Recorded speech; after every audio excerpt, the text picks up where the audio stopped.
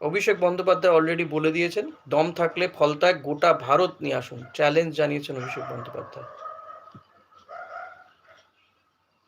গোটা ভারতকে নিয়ে আসতে বলছে। এবার 2.5 লক্ষ কেন্দ্রীয় বাহিনী কি ফলতায় মোতায়েন করবে?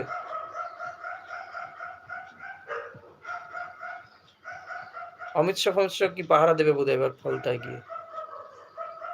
তাহলে এত বড় যখন দাবি করছেন অভিষেক বন্দ্যোপাধ্যায়,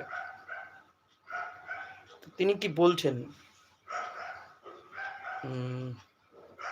ডায়মন্ড হারবার মডেল ধূলিসাৎ হয়ে গেছে, এবার সেই খোঁজার পাল্টা। আচ্ছা, ওরা বিজেপি বলেছিল ডায়মন্ড হারবার মডেল ধূলিসাৎ হয়ে গেছে, পাল্টা জবাব দিচ্ছে তৃণমূলের সর্বভারতীয় সাধারণ সম্পাদক ডায়মন্ড হারবারের সাংসদ অভিষেক বন্দ্যোপাধ্যায়। তার হুঙ্কার, ডায়মন্ড হারবার মডেল কালিমালিপ্ত করতে 10 জন্মও যথেষ্ট নয়।